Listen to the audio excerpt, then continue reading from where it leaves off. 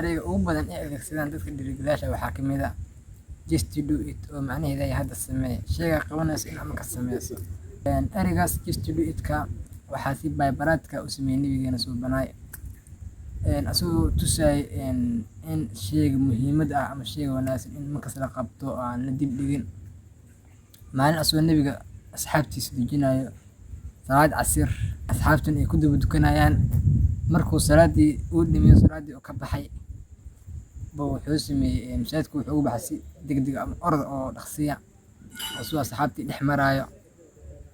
markuu ka baxay waxa uu wada guri ka mid ah gurigiisii haddaba asxaabtii waa ay yaabeen sababtoo ah nabiga laguma oqon inuu markuu masaajidka ka baxo si degdeg u baxo laguma oqon jirin oo wuxuu ahaa mid markuu salaada ka baxo astaghfirullah istacaaba masaajidka oo ku nagaado asi ayaan asxaabtiisa amri jiray in ay ka mid noqdaan kuwa ugu dambeeya oo masaajidka ka baxo.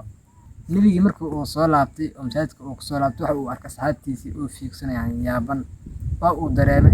wuxuuna u sheegay sababtii ku dhalisay inuu masaajidka si degdeg u baxo. Wuxuu ku dhahay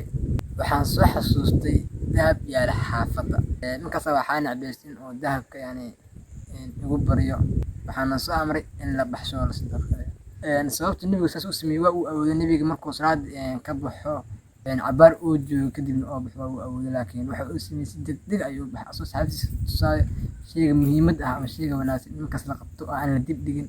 oo markaas aan la daahin markaas la qabto oo aan la dib dhigin. Halkaas waxaa naga cad in